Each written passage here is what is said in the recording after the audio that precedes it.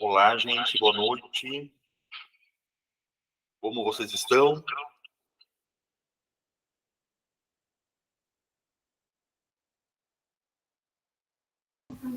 Boa noite. Sim, eu ouço. Boa noite.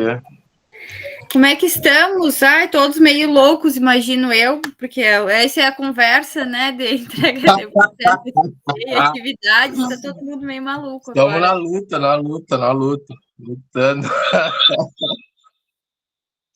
Final de semestre.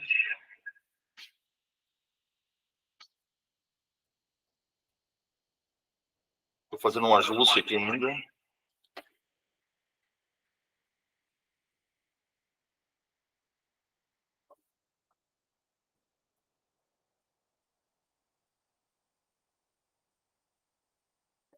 Vocês estão me ouvindo bem?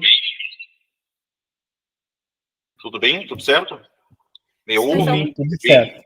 Então, Só com um pouquinho de eco, professor, mas agora, dá pra ouvir. agora deve ter melhorado, né? Ou não? Melhorou. Normalizou? Tá, fazendo um ajuste aqui. Muito bem, gente. Então, boa noite para vocês. Tá? Hoje é dia 5/12, estamos iniciando o segundo encontro síncrono da componente de alfabetização científica e tecnológica na educação básica, componente essa do curso de Ciências da Natureza, campus Uruguaiana. Sempre lembrando que nós temos aqui um curso de licenciatura, EAD, em formato web. Muito bem.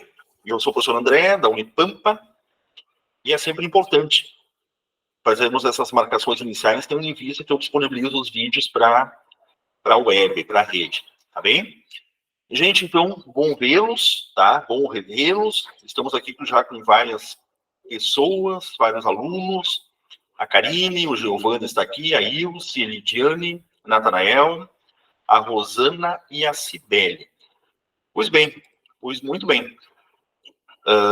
Deixa-me iniciar, então, em questões mais informais, no primeiro momento. Eu já localizei o nome de alguns de vocês ali na minha área de trabalho, tá? Tendo em vista algumas solicitações, algumas questões, mas eu não consegui chegar nelas ainda, mas logo farei. Tá? Com relação às orientações, com relação a algumas prévias ali da atividade avaliativa, também com relações a questões mais gerais, tá? Muito bom, tá? Muito bom ver essa participação de vocês. Eu espero que a participação se intensifique cada vez mais, não só no âmbito das componentes. Sempre à disposição, assim, para atendê-los, e vou fazer isso com o maior prazer possível, assim que tivermos possibilidade, tá? A final de ano, né, sabemos muito bem os gargalos que nos sobrecarregam, tendo em vista vários comprometimentos, várias questões que, naturalmente, nós precisamos seguir o semestre e prevemos o fechamento sempre ao final de cada semestre, né? Mas tudo dentro do previsto. Gente, então, justamente falando sobre isso, tá? Nós vamos discutir nosso encontro, nós vamos dividir nosso encontro desta noite em dois momentos. Um primeiro momento mais voltado para a atividade avaliativa 2, que é a questão do mapa conceitual, para tirar dirimir algumas dúvidas, fazer alguns apontamentos, esclarecer algumas questões com relação à atividade proposta. Pensando nesse tema, a alfabetização científica, como um tema de bastante aderência a muitas linhas de pesquisa que vocês irão desenvolver aí no âmbito dos TCCs. Lembrando que quando nós falamos de alfabetização científica, nós temos pelo menos 4 vieses distintos, 4 ordens de abordagem, mas existem alguns pontos em comum entre algumas delas. Dentro desses pontos em comum, nós vamos entender a alfabetização científica como um interesse do sujeito em desenvolver um conhecimento científico socialmente comprometido, isto é, que a ciência repercuta em contribuições específicas desse sujeito. Isso significa, em outros termos, aproximar conhecimento científico da sala de aula aos aspectos de realidade, aos aspectos contextuais do dia a dia. Então, sem nenhuma dúvida, essa é uma das intenções que nós temos, ou deveríamos ter, ao entrar em uma sala de aula a qualquer momento, a todo tempo. Fazer discussões não apenas circunscritas aos domínios dos meus objetos de conhecimento, dos meus conteúdos, dos meus regramentos, mas fazer discussões que repercutam em uma compreensão científica mais ampla, mais aprofundada. Então, daqui a pouco eu vou abordar uma metodologia ativa, mas lá na metodologia ativa eu tenho esse viés. Então, é uma boa intenção desenvolver a alfabetização científica. Daqui a pouco eu vou discutir dificuldades de aprendizagem no meu contexto do TCC. Bom, dificuldades de aprendizagem, vamos pensar em condições de enfrentamento.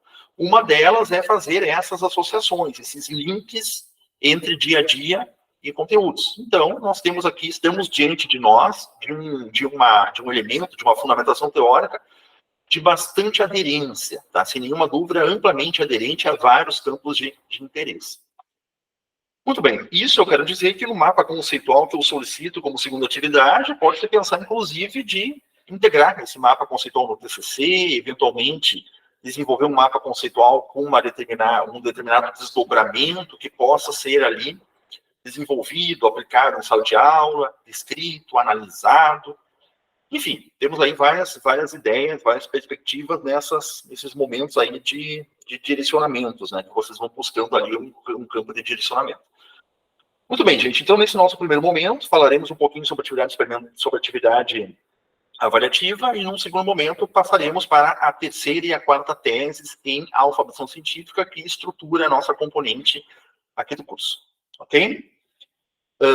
Este primeiro momento, então, vamos lembrar, enquanto isso eu já vou projetando aqui, vamos lembrar que a atividade avaliativa 2, que é um mapa conceitual, distancia-se, então, um pouco da questão ali dos questionários, das múltiplas escolhas. Então, como atividade avaliativa 2, como segunda atividade avaliativa, nós teremos unicamente um mapa conceitual naquelas diretrizes que eu propus ali no Moodle. Formato PDF, uma construção individualizada. O período de postagem já está aberto e vai até o dia 8, próximo dia 8, que se não me falha a memória é domingo, né? Não, é sexta. Ele abriu domingo e vai até sexta-feira, agora dessa semana, dia 8. Perfeito. E a provocação à elaboração do mapa é nós buscarmos uma articulação entre as 4 teses em alfabetização científica, mas não perdendo de vista elementos mais concretos, elementos mais voltados à intervenção, ou seja, pensar em objeto de conhecimento, pensar em uma área de interesse, pensar em um planejamento de aula que eventualmente venha a ser desenvolvido, e estruturar isso sob a forma de um mapa conceitual. Uma atividade que tem uma abertura suficientemente interessante para também aflorar a criatividade de vocês no fazer o uso desse recurso tão importante. Muito bem, vamos então a falar alguns argumentos sobre a aprendizagem explicativa e os mapas conceituais propriamente ditos. Bom, esse slide aqui, gente, que está na área de trabalho de vocês, tá? É a mesma apresentação que eu elaborei e desenvolvi com vocês lá nos polos, certo? Mas lá nos polos nós desenvolvemos uma ênfase mais voltada à teoria da aprendizagem explicativa e não avançamos aos mapas conceituais. Pois bem, a razão pela qual existe esse estreitamento, essa interface entre teoria da aprendizagem explicativa e mapas conceituais, justifica-se porque os mapas conceituais é um dispositivo que deriva da teoria da aprendizagem explicativa. Certo? Então, o próprio autor dos mapas conceituais desse dispositivo é um autor que genuinamente teve contato com o Ausubel, que foi quem propôs a teoria da aprendizagem explicativa. Então, essa é a associação absolutamente importante de ser feita quando nós abordamos os mapas conceituais. Vamos, então, ao slide que nos interessa aqui, propriamente com relação ao dispositivo dos mapas conceituais. Deixa eu aqui apresentar o slide. Aqui. Muito bem, então temos aqui uma definição, uma primeira definição sobre mapas conceituais. Tá? No primeiro momento aqui eu estou ilustrando o sujeito, o autor da estratégia dos mapas conceituais, Joseph Novak, que desenvolveu, juntamente com Ausubel, poderíamos dizer, a teoria da aprendizagem explicativa. Então a proposta de Joseph Novak ao desenvolver o recurso dos mapas conceituais, foi bastante audaciosa, ou seja, Novak buscou desenvolver um dispositivo que permitisse elucidar, representar a estrutura cognitiva de um sujeito. Ou seja, segundo essa base teórica, o melhor modo de você representar um conjunto de saber é por meio de um mapa conceitual. Porque no mapa conceitual você não apenas traz os conceitos relevantes do assunto, mas principalmente você menciona o modo pelo qual você relaciona esses conceitos entre si. Então, é justamente nessas relações conceituais que se presta a percepção do sujeito com relação ao mapa conceitual. Mas vamos aos elementos aqui, uma perspectiva mais linear. Então, mapas conceituais são representações gráficas semelhantes a diagramas que indicam relações entre conceitos ligados por palavras. Representa uma estrutura que vai desde conceitos mais abrangentes até os menos. Então, nós temos aqui uma semelhança a diagramas. Uma primeira questão que nós precisamos descaracterizar é a seguinte: mapas conceituais não são esquemas, não são mapas mentais, não são ideogramas, não são organogramas, não são fluxogramas. Mapas conceituais têm uma própria definição, têm uma própria base teórica. E é justamente isso que nós precisamos apontar aqui. Num mapa conceitual, nós teremos conceitos isolados de palavras-chave, ou seja, nós vamos destacar quais são os conceitos. Normalmente nós fizemos isso por caixas ou por algum objeto gráfico, mas eu tenho uma diferenciação clara entre conceitos e termos de ligação. Então nós temos esse regramento, essa fundamentação teórica. Se você está diante de um esquema, por exemplo, você tem ampla liberdade a relacionar esse esquema do modo pelo qual você achar melhor. No mapa conceitual, não.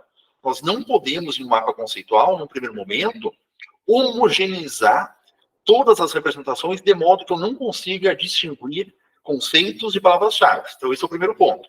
Eu tenho aqui, nesse exemplo, conceitos em caixas e palavras-chave ou elementos de ligação fora de caixas. Então, é o primeiro ponto que nós estamos utilizando para definir um mapa conceitual. E o segundo é que nós não podemos relacionar direto dois conceitos entre si. Se eu quero estabelecer, se eu estou com a pretensão de estabelecer essa relação entre dois conceitos, eu preciso de uma frase de ligação, de um termo, de um elemento de ligação que dê clareza na minha percepção sobre essa relação. Dito isso, nós temos aqui um breve histórico, que eu não vou adentrar muito nele, tá? Lembrando que qualquer dúvida, eu estou vendo vocês enquanto eu falo, qualquer dúvida, fiquem sempre à vontade, tá? Sempre à vontade, tome a palavra. Bem, um pouquinho sobre a evolução dos mapas conceituais. A teoria da presença explicativa, então, era da década de 70, tá? Precisamente em 63. E ali na década de 70, nós temos o surgimento dos mapas conceituais, ainda num domínio americano. Tá? Tanto a teoria da presença explicativa como os mapas conceituais são elaborados por pesquisadores norte-americanos. Temos, então, o primeiro período, onde, ali na década de 90, um importante jornal, Journal of Research in Science Teaching, começa a publicar artigos derivados associando a teoria da presença explicativa com os mapas conceituais. Então, nós temos aqui, no final da década de 90, começo do ano 2000, a marcação de início de um segundo período, onde nós já temos o software elaborado pela empresa Cimec Tools para estruturar o mapa conceitual, os mapas conceituais. Começamos a ter conferências internacionais a partir de 2004 e caracterizamos hoje um terceiro período a partir de 2010, com um vasto número de publicações, de seminários, de trabalhos de conclusão de curso, não só no domínio dos Estados Unidos, mas em outros campos também, principalmente aqui no Brasil, que é o que mais nos interessa no momento, onde um crescimento exponencial percebe-se com relação ao uso dos mapas conceituais. Sendo assim, voltando aqui para a definição dos mapas conceituais, nós temos essa perspectiva aqui, um conceito 1, um conceito 2, e a impossibilidade de relacionar diretamente um conceito 1 ao conceito 2. Se eu quero relacionar conceitos entre si, eu preciso de uma proposição, eu preciso de um elemento de ligação que dê sentido a esses conceitos. Aí está, talvez, o principal ponto, o principal elemento de qualificação dos mapas conceituais como uma estratégia de estudo, uma estratégia de aprendizagem. Porque veja bem o seguinte, todos vocês farão uma componente lá, vamos pensar uma componente específica na química. A última componente que vocês fizeram comigo, por exemplo, energia e suas transformações. Então, ao final de toda a componente, é muito provável que vocês irão identificar os principais conceitos tratados. Então, beleza. Eu vou elaborar um mapa conceitual a partir da componente. Então, vocês identificarão reações exotérmicas, reações endotérmicas, energia, cinética, eletroquímica e muitos outros conceitos que naturalmente perfazem a componente. Ok, agora o exercício do mapa conceitual não é apenas extrair esses conceitos, identificar esses conceitos, mas relacionar esses conceitos entre si. E a cada relação que eu estabeleço entre esses conceitos, eu expresso o meu posicionamento, a minha percepção sobre essa logicidade relacional. E aí entra, particularmente, a visão do sujeito, a percepção do sujeito. E, de algum modo, se aproxima lá ao interesse do Novak, quando desenvolveu o mapa conceitual para representar a estrutura cognitiva do sujeito que aprende. Ou seja, a Ilse elaborará um mapa conceitual sobre energia e suas transformações, tendo em vista a percepção da Ilse com relação a isso. O Nathanael elaborará um mapa conceitual completamente diferente, por mais que os conceitos sejam os mesmos, ou sejam bastante assemelhados. Mas o modo de entendimento do Nathanael, que levará o Nathanael a relacionar esses conceitos, é único, é psicológico, é idiosincrático. E aí entra essa importância do mapa conceitual. O mapa conceitual, ele é uma ferramenta, ele é uma técnica, ele é uma metodologia, enfim, importantíssima para você perceber o teu entendimento sobre um assunto. Eu costumo dizer que, por exemplo, um resumo você elabora sobre um assunto independentemente da tua compreensão sobre ele. Você lê um artigo, você não está completamente satisfeito com relação à tua compreensão sobre o artigo, mas você elabora um resumo. Porque o resumo é quase mecânico. Dependendo do modo de elaboração, ele pode ser feito de modo muito mecanizado. Eu vou extrair conceitos, eu vou extrair frases importantes, vou buscar uma coordenação, uma coesão, uma coerência entre essas frases e o resumo ganha forma. Agora, o mapa conceitual, não. Você vai ter uma ampla dificuldade de elaborar um mapa conceitual sobre um assunto que você desconheça, ou sobre um assunto com o qual você não esteja familiarizado. Por quê? Porque você até conseguirá extrair os principais conceitos daquele assunto, mas no momento de começar a propor as relações entre eles, aí que a coisa se complica. Por quê? Porque eu estabeleço relação entre dois conceitos, caso esses conceitos estejam claros para mim. Se eu não tenho clareza sobre conceitos, eu não vou, com qualidade, propor boas associações, boas relações entre conceitos.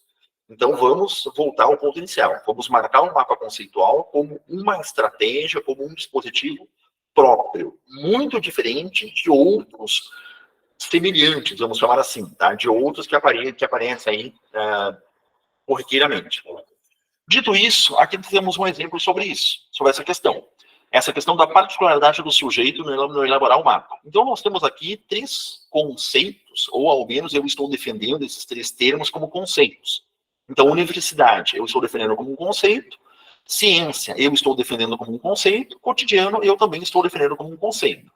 Como que eu sei que eu estou defendendo como conceito? Porque eu coloquei os 3 em caixas. Então, eu utilizei de um objeto para diferenciá-los dos termos de ligação. Poderíamos agora fazer um exercício de cada um de vocês elaborar um mapa conceitual sobre esses conceitos, substituindo esses pontilhados aqui, esses pontos de interrogação. E perceberíamos facilmente que cada um de vocês elaboraria um mapa conceitual distinto. Por quê? Porque quando eu falo em universidade, aí se entende uma coisa. Quando eu falo sobre universidade, já vem em mente da Rosana uma outra questão, um outro entendimento. E isso é particular das experiências de vocês, é particular do momento de vocês, das leituras prévias de vocês. Pois muito bem, a relação que eu estabeleço entre universidade e ciência é única, é psicológica, é idiosincrática. Ou seja, nessa minha percepção aqui, eu estou defendendo o mapa conceitual relacionando universidade e ciência como produção e desenvolvimento. Ou seja, eu estou defendendo, por meio do mapa, que a ciência é produzida e desenvolvida no contexto de uma universidade. Isso acontece aqui no Brasil. E quando eu relaciono ciência e cotidiano, eu estou colocando aqui no mapa que nós temos a possibilidade de que o conhecimento científico qualifique percepções do cotidiano. Então, esse é uma visão, uma percepção bastante psicológica, bastante própria na elaboração desse mapa. Então, exercitem-se a relacionar esses conceitos, exercitem-se a pensar, a refletir sobre que elementos vocês iriam colocar caso vocês elaborassem um mapa conceitual bastante simples, como esse que eu estou colocando aqui. Aqui nós temos um mapa conceitual um pouquinho mais complexo. Um mapa conceitual falando sobre mapas conceituais. Olha só que interessante, um mapa conceitual se autodefinindo, um mapa conceitual se autoexplicando. Então, num primeiro momento, quanto mais emaranhado estiver o mapa conceitual, melhor esse mapa mostra a qualidade do entendimento do sujeito que eu elaboro. Então, não são mapas conceituais qualificados quando você pega um conceito e desse conceito você deriva em outro, e esse outro você deriva em dois, e você consegue ver uma linearidade do mapa. Não. Quanto mais emaranhado, quanto mais relacional for esse mapa, mais qualificado é esse mapa. Esse mapa aqui, num primeiro momento, a gente pode perceber que a gente pode iniciar uma leitura, um entendimento de qualquer ponto. Como, por exemplo, aqui, ó. Vamos pegar aqui. Conceitos, tá? Conectam-se através de frases de ligação, que formam proposições, que são representadas por conceito 1, frase de ligação, conceito 2. Beleza, então eu tenho um entendimento, uma linha de raciocínio no mapa. Ou eu poderia, por exemplo, passar para cá. Conceitos, por exemplo, formam proposições, que são requisitos para mapas conceituais, que representam relações entre esses próprios conceitos. Ou seja, um mapa conceitual ele se presta para vários argumentos, para vários pontos de argumentação. Certo? Desde que esse mapa esteja bem construído, desde que esse mapa esteja bem articulado. Em alguns momentos, quando o mapa conceitual ele é muito alongado, que possivelmente será alguns daqueles que vocês irão elaborar, eu costumo sugerir que você estabeleça caixas de cores nos seus mapas conceituais, domínios próprios do mapa conceitual. Por exemplo, eu tenho um eixo do mapa que trata de questões teóricas. Eu posso representar esse eixo por uma coloração, por exemplo, azul. Esse outro domínio no mapa aqui, ele apresenta associações ao cotidiano. Eu poderia, então, utilizar de outro formato de cores, outro formato de objeto. Esse outro domínio aqui, eu já tenho, digamos, aspectos teóricos, aspectos voltados para questões históricas da ciência, por exemplo. Então, isso você vai conseguindo identificar, tendo em vista a complexidade que o mapa vai apresentando, certo? Então, por exemplo, no caso das 4 teses de alfabetização científica, caso vocês optem por fazer assim, eu poderia representar uma primeira tese, uma segunda tese, uma terceira tese e uma quarta tese. Num primeiro momento, identificando cada uma delas com um determinado conjunto de cores. Depois, num segundo exercício, eu poderia começar a encontrar algumas relações entre essas 4 teses, para que nós não tenhamos, digamos, um mapa classificatório. Certo? Então, são várias possibilidades que você pode apresentar para elaborar um mapa conceitual. Dito isso, uma possível técnica então, de construção de um mapa pode seguir algumas etapas. Então, no primeiro momento, uma boa pergunta inicial. Eu me proponho a elaborar um mapa sobre o quê? Eu vou elaborar um mapa para responder uma pergunta, eu irei elaborar um mapa para representar um saber, eu elaborarei um mapa para resumir os principais argumentos de um texto. Então, ter clarificado qual é o objetivo de elaboração do dispositivo.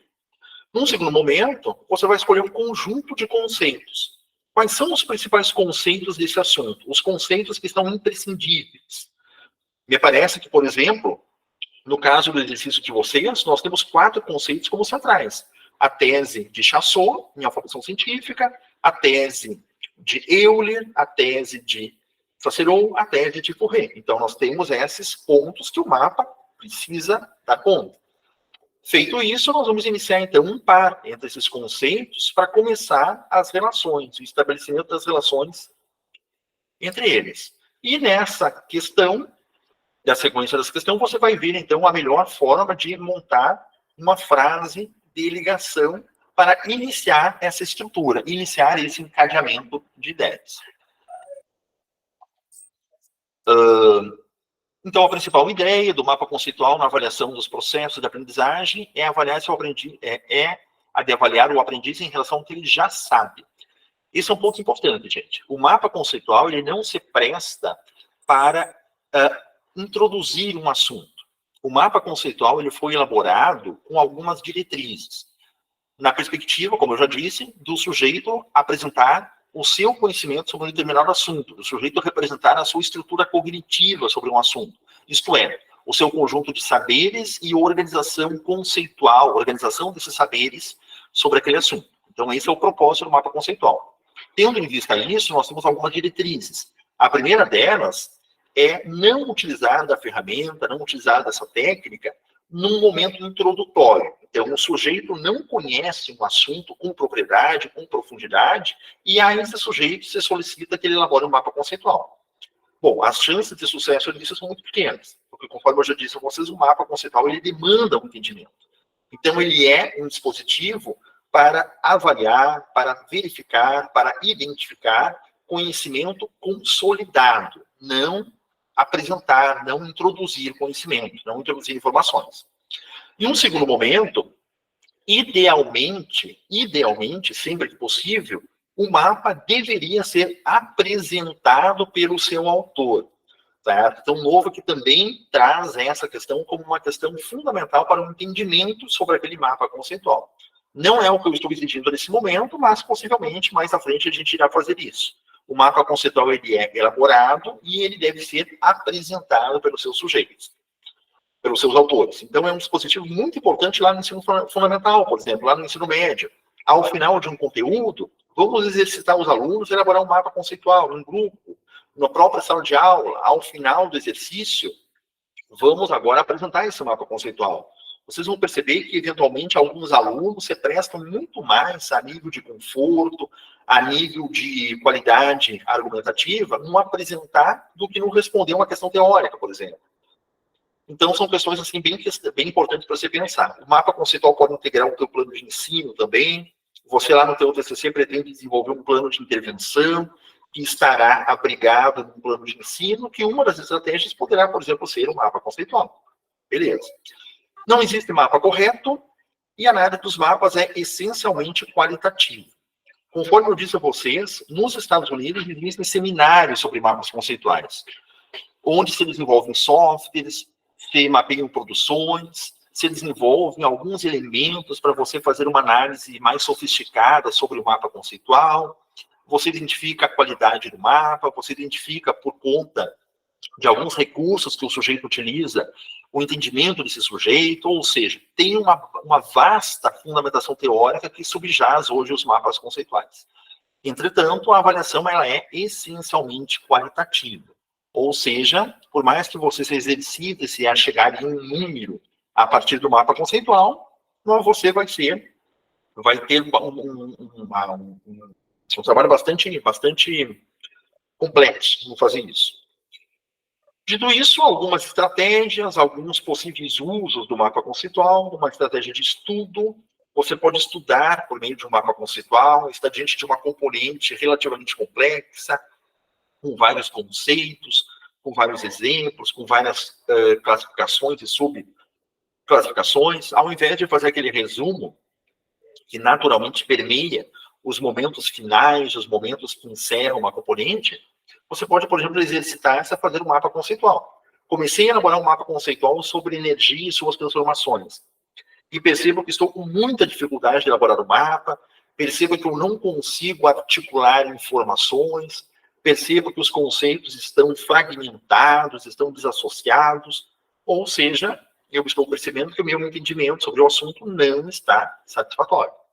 Ao passo que eu começo a elaborar o mapa, e à medida que eu vou relacionando conceitos, outras relações surgem, outros elementos de contato começam a surgir. Bom, então já melhora bastante. Significa que você está enxergando outros elementos pelos quais aquele assunto pode levar. Uma estratégia de apresentação de itens curriculares, ou um instrumento para avaliação da aprendizagem escolar.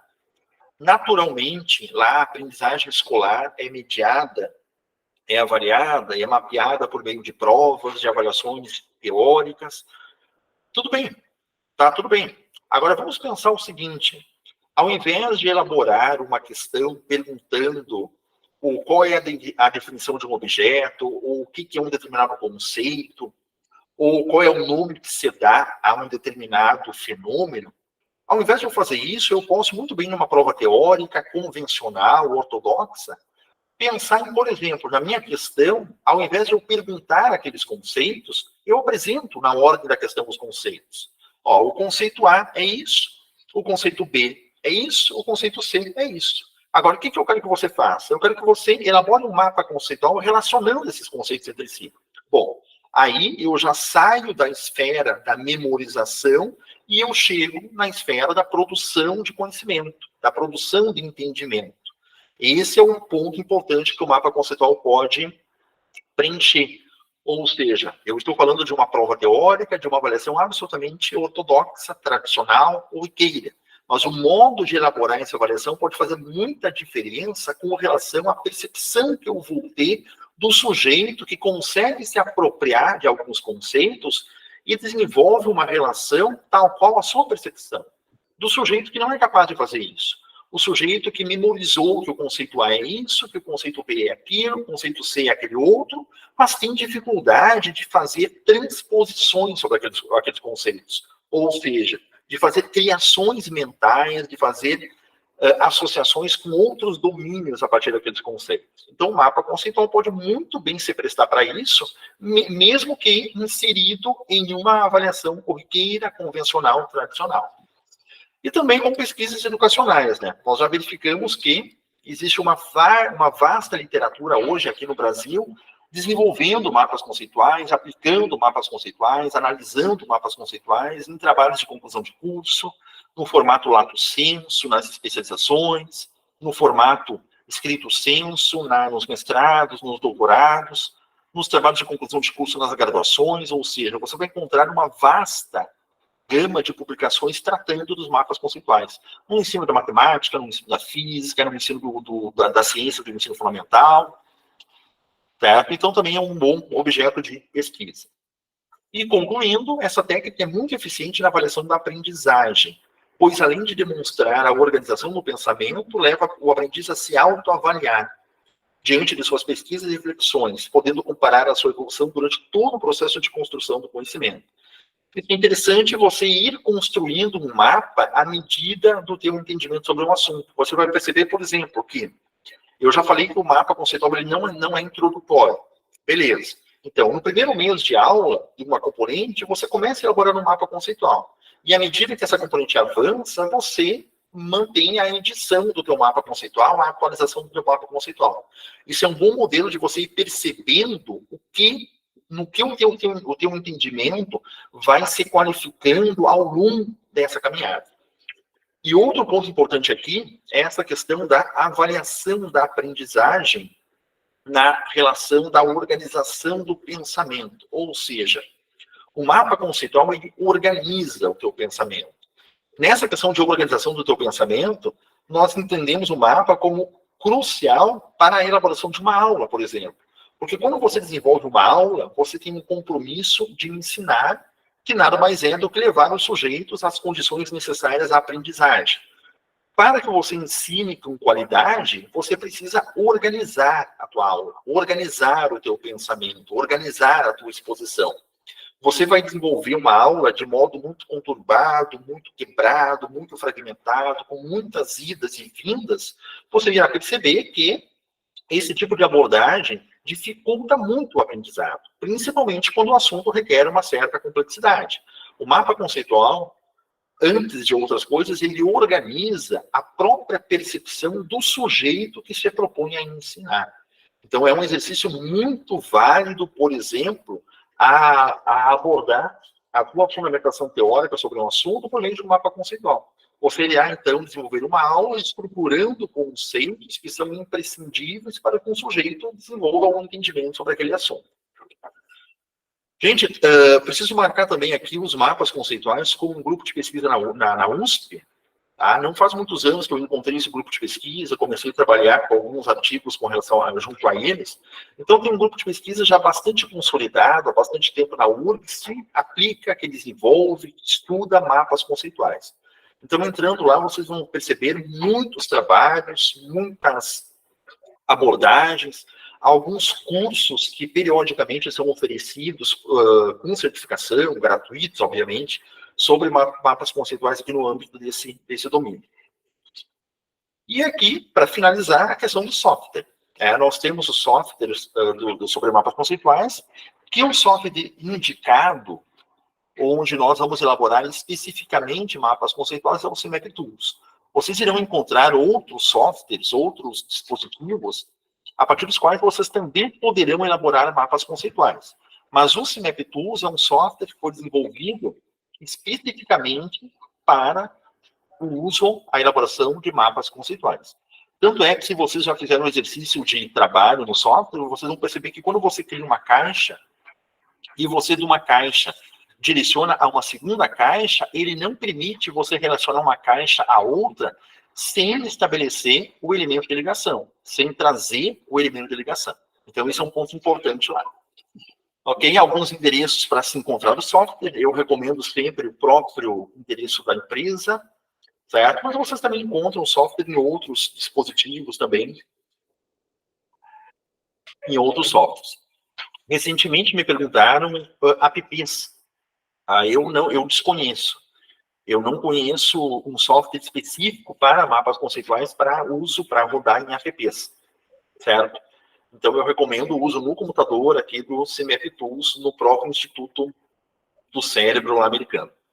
E aqui um exemplo, deixa eu ver se eu vou dar um zoom aqui, um exemplo de alguns recursos, de alguns usos, de uma variedade de opções, assim, do próprio software, tá? Desse software de CIMAP Tools. Então, deixa eu dar um exemplo para vocês aqui, ampliar aqui, dar um zoom. Nós temos aqui um mapa conceitual, diminuir um pouquinho, tá? Um mapa conceitual que apresenta, aqui diminuir um pouquinho mais, um mapa conceitual que foi elaborado para apresentar a estrutura conceitual da teoria da aprendizagem explicativa. Então, é um software muito longo, um software com muitos conceitos, que demanda, que torna imprescindível você utilizar de recursos no âmbito de software. Então, por exemplo, aqui, ó, aqui tem as cores que eu disse a vocês, aqui tem outros elementos, por exemplo, caixas. Aqui nós temos uma caixa para que nós possamos criar uma identidade entre esses três conceitos.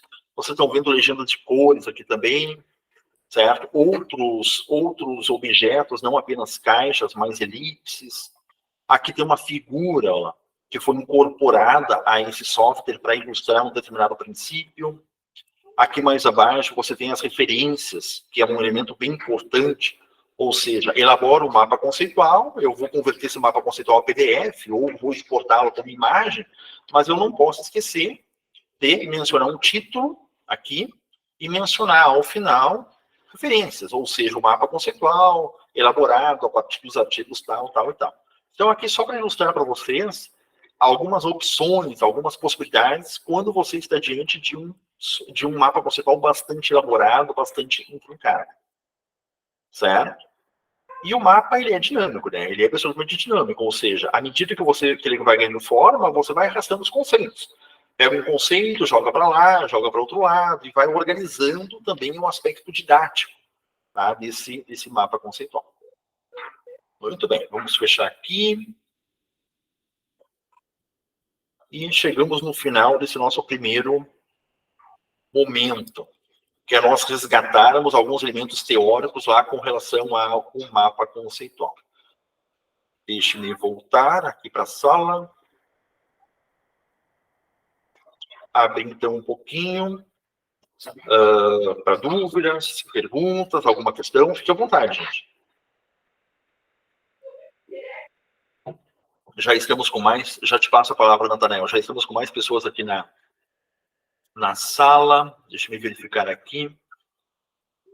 A Beatriz, Karine, Giovanni, Ilse, Laudeci, Lidiane, Luciano, Maiara, Mirelli, Natanael, a Rosana, a Roseline e a Sibéria. Então, boa noite para aqueles que eu não havia cumprimentado antes. Natanael, pode ficar à vontade. Só para comentar, como a explicação do senhor elucidou, assim, tipo, mudou muito a minha visão que eu tinha, porque eu estava escrevendo, né, o projeto de pesquisa, e aí eu queria inserir, né, no projeto de pesquisa a parte da alfabetização científica. Então foi muito oportuno, né, esses artigos que já estavam ali, essa cadeira, né, eu até na hora eu pensei que bom que eu fiz esse componente, porque vai me servir para o estudo, né, do TCC depois. E aí eu acabei fazendo, não fiz no CMAP Tools, eu fiz num site, mas acabei colocando alguns conceitos assim interligados por elementos de ligação ali, do jeito que o senhor explicou agora. E agora eu entendi bem como é que funciona realmente o mapa. Eu fiz o meu dividido em 4, né? Como se fosse 4 mapas separados, mas interligados. Peguei os 4 artigos, analisei os 4. O do Chassot, depois o do Euler, depois o da professora Sasser, uma coisa assim. Saceron. Isso, Saceron. E por último, do professor que é lá dos Estados Unidos, né? Fourré, Gerard Fourré. Isso. Aí eu coloquei cada mapa com uma cor diferente. Aí todos interligados, mas assim, cada conceito, né, separado.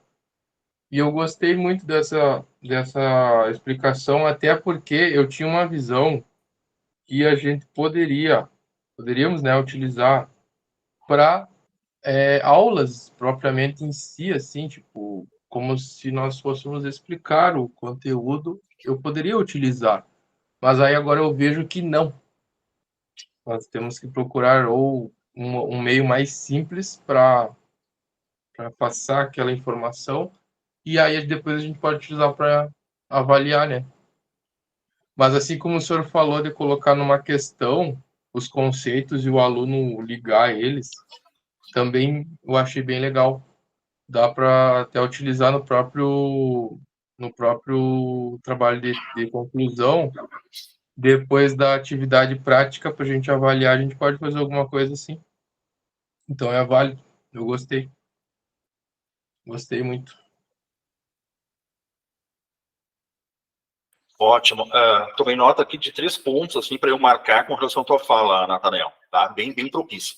Primeiro ponto, com relação à componente, né? Essa é uma componente eletiva. Vocês precisam desenvolver, se não me falha a memória, 120 horas de componentes eletivas. Então, nós temos uma primeira componente eletiva. Quando eu vi o rol de componentes eletivas ali no curso de vocês, e esse semestre voltado ao TCC, apresentando o planejamento de TCC, então é um momento propício, assim, de trabalhar uma fundamentação teórica com várias possibilidades de utilização, né? Tendo em vista vários interesses, ou seja, propositadamente, nós temos, então, essa componente, assim, no momento já das definições de âmbito de TCC. Né? Segunda questão aqui, Nathanael, perfeito, vocês podem utilizar de qualquer software para elaborar um mapa conceitual, mas tomar cuidado nessa questão, né? Quando primeira coisa, diferenciar conceitos de elementos de ligação. Então, eu tenho que olhar para o mapa e perceber. Aqui estão os conceitos e aqui estão os elementos de ligação. Nessa conjuntura, não relacionar dois conceitos entre si. Quando você relaciona dois conceitos entre si e não faz uso desse elemento de ligação, você está diante de qualquer objeto gráfico menos um mapa conceitual. Você pode estar diante de um esquema, de um mapa mental, de um fluxograma, ou seja, dispositivos que não têm regramento ou que têm um regramento mais brando com relação ao assunto, mas não é um mapa conceitual.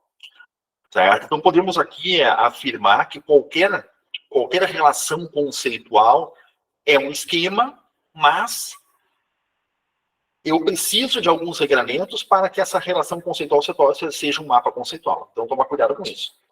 E terceiro ponto, com relação ao uso que você traz do mapa conceitual, aí existe um céu aberto, Nathanael, porque, por exemplo, assim, eu mencionei para vocês que o mapa conceitual ele não deve ser aplicado para, digamos, introduzir um assunto.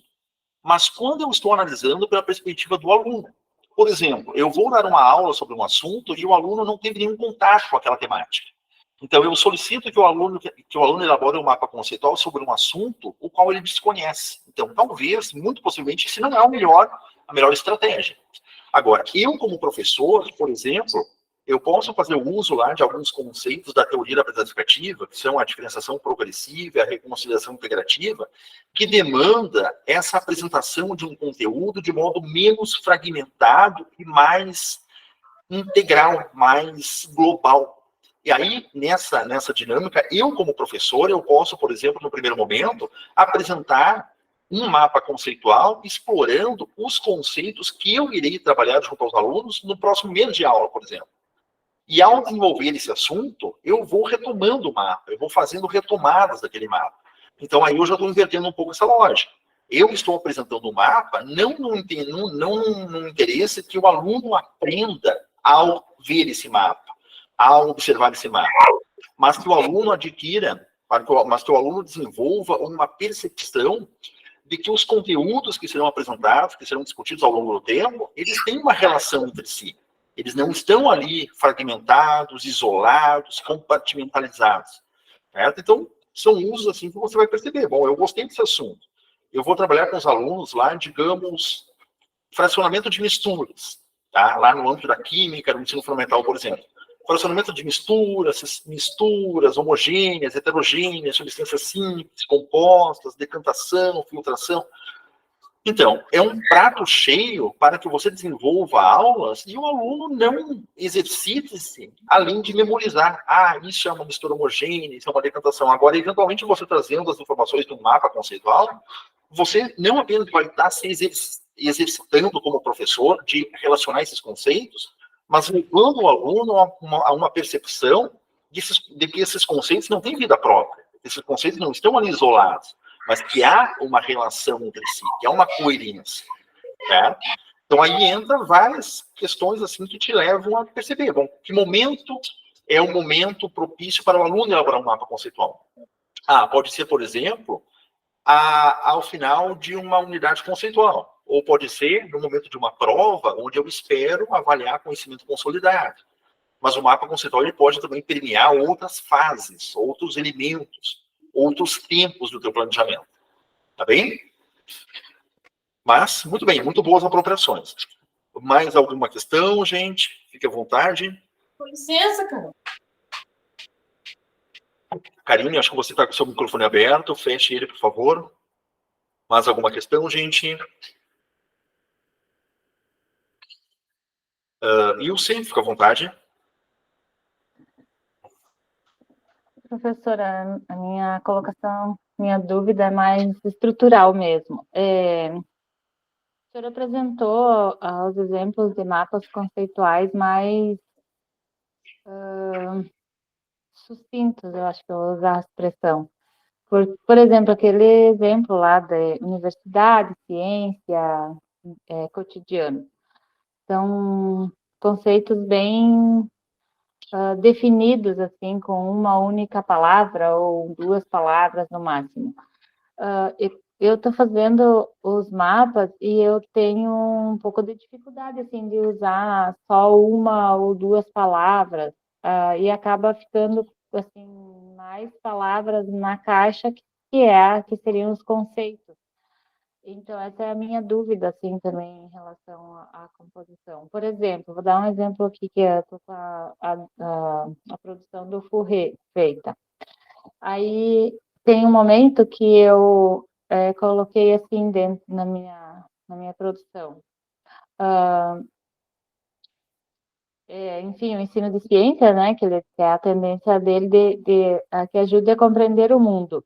Daí, eu botei como elemento de ligação, sendo que. E daí, dentro da caixa, eu coloquei ciência e tecnologia estão interconectadas. Tudo isso dentro da caixa, entende? Então, essa é a minha dúvida, se eu tenho que deixar só o conceito ciência e tecnologia, ou se eu posso trabalhar com uma palavra, uma coisa mais ampla, assim, como ciência e tecnologia estão interconectadas. Tá ótimo, tá ótimo. Entendi bem tua dúvida, Ilse.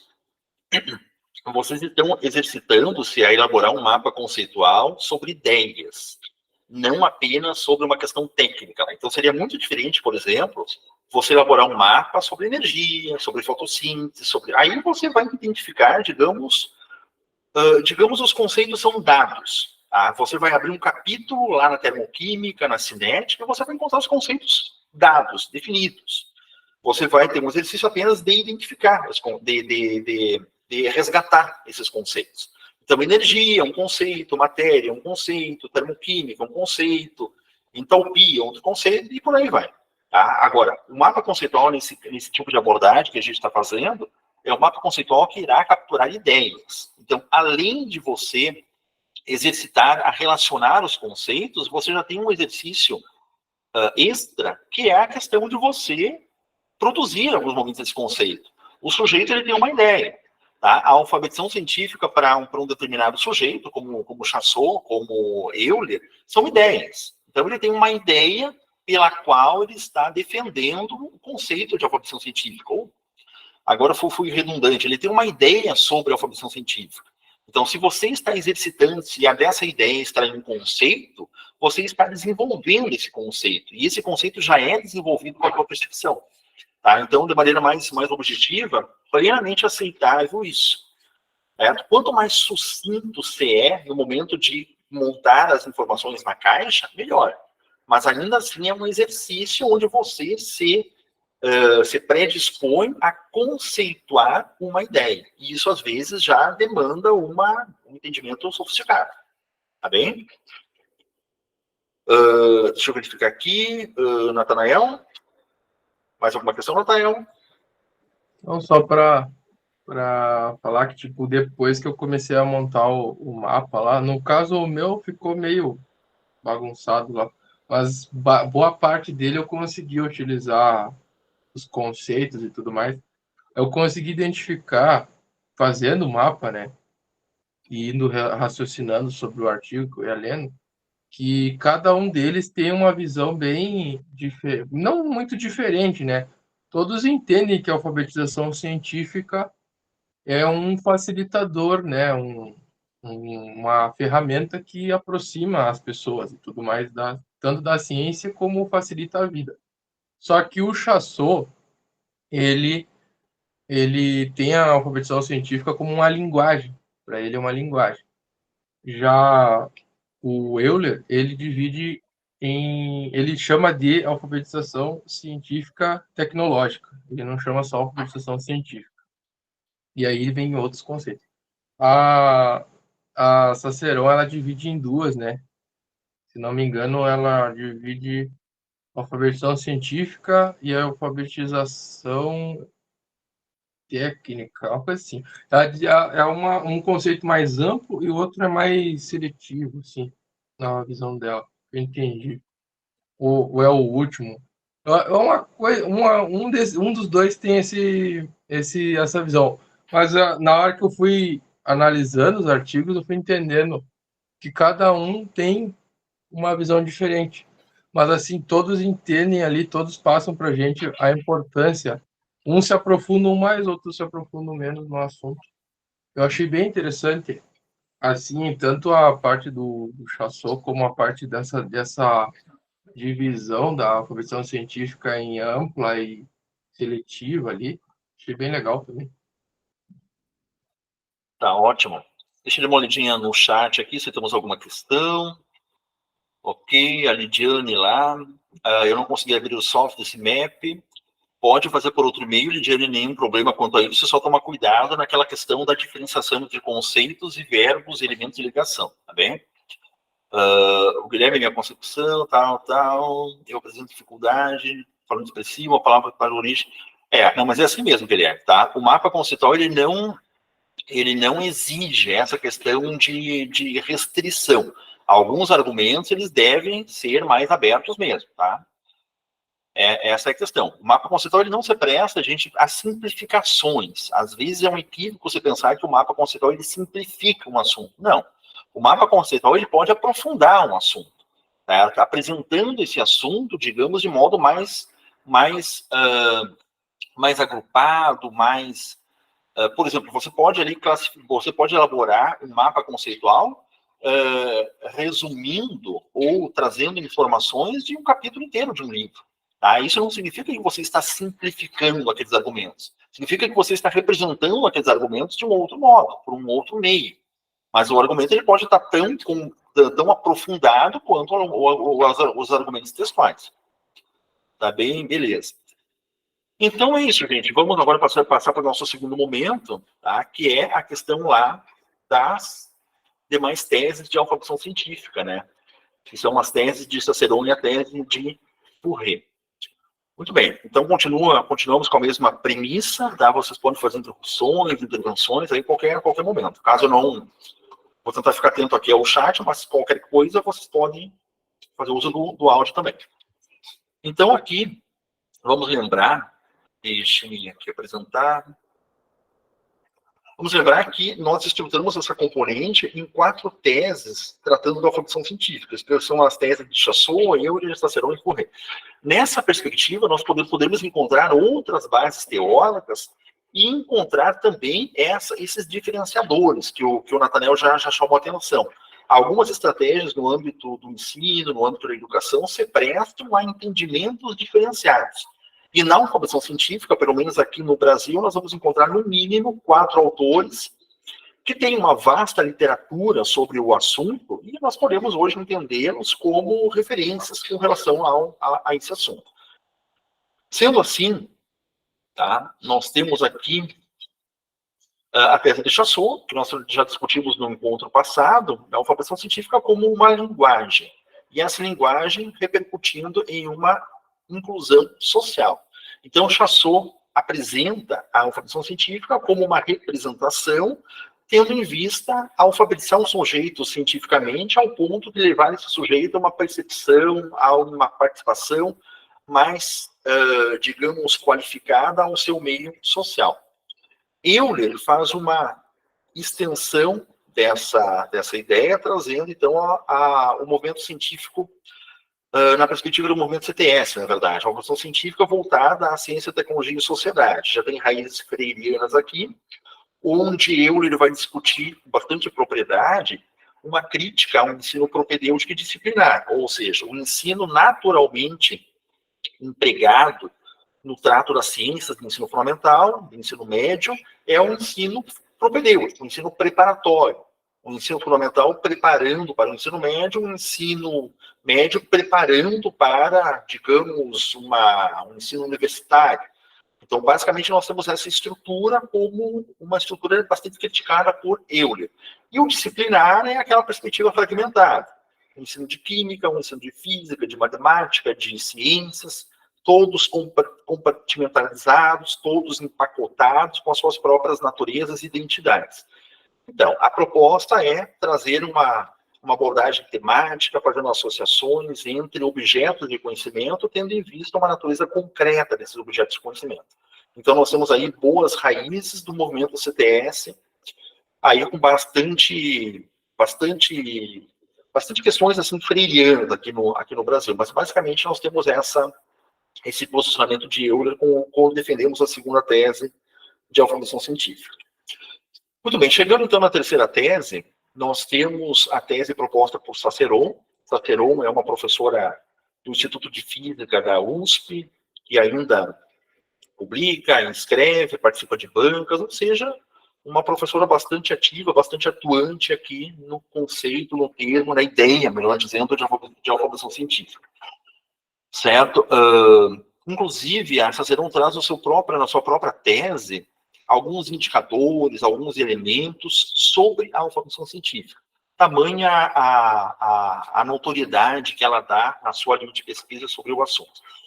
Então, basicamente, nós buscamos estruturar a tese de Chasseau a partir desse artigo aqui. A alfabetização científica, ensino por investigação e argumentação. Relações entre ciências, natureza e escola. Que são conceitos muito interessantes e muito importantes ao se abordar a ideia de Cicerone com relação à alfabetização científica. Investigação, argumentação, a discussão de ciência a partir do entendimento de um sujeito, e esse entendimento ser percebido na capacidade do seu sujeito de argumentar cientificamente, de defender ideias cotidianas, ideias próprias desse sujeito, mas com o uso de terminologias científicas, com o uso de princípios próprios da ciência. Dito isso, nós temos aqui elementos centrais que a gente pode entender como associados. A alfabetização científica como levando a um ensino por investigação que culmina na perspectiva da argumentação. Então, para Ciceron, nós temos uma capacidade construída para análise e avaliação de situações que permitam ou culminem com a tomada de decisões e posicionamento.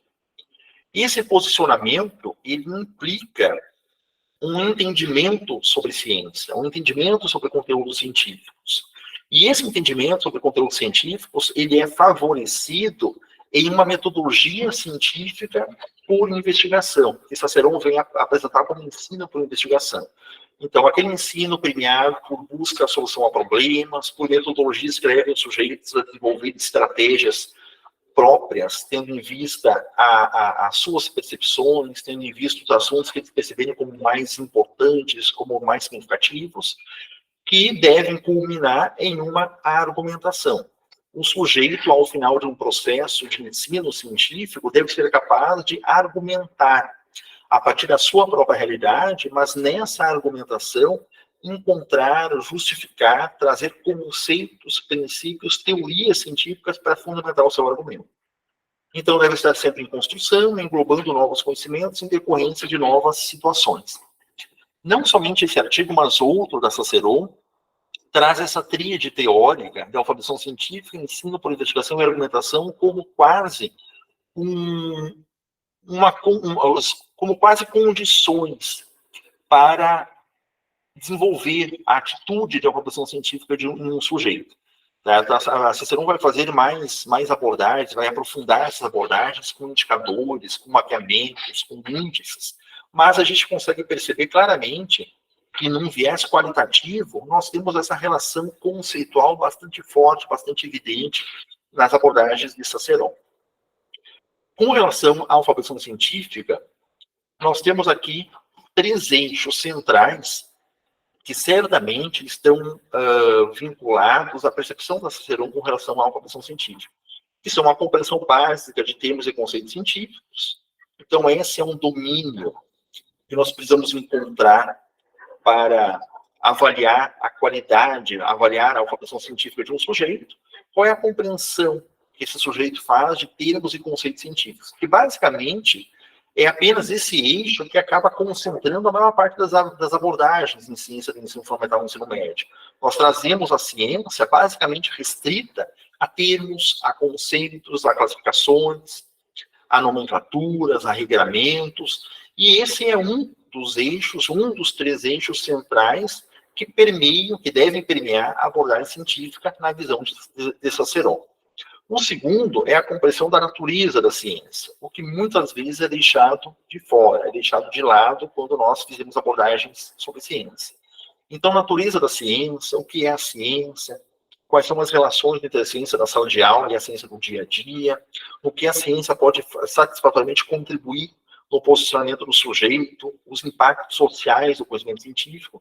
Então, são abordagens que devem permear a ciência na sala de aula, numa mesma dimensão com relação aos seus termos, os seus conceitos. E o terceiro, o entendimento das relações entre ciência, tecnologia, sociedade e ambiente. Resgatando aqui a abordagem de Euler e trazendo também a questão do ambiente, nós vamos agora buscar implicações da ciência no dia a dia dos sujeitos, mas de uma perspectiva de ciência, tecnologia, sociedade e ambiente.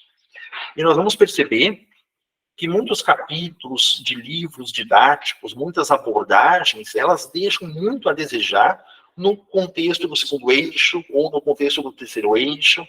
Alguns livros, por exemplo, alguns autores trazem 90% do seu capítulo com relação a termos, conceitos, procedimentos, classificações, e lá numa nota de rodapé, ou num quadro, ou numa ilustração, que você consegue identificar ali uma questão voltada para a natureza da ciência, ou para uma relação entre ciência e tecnologia.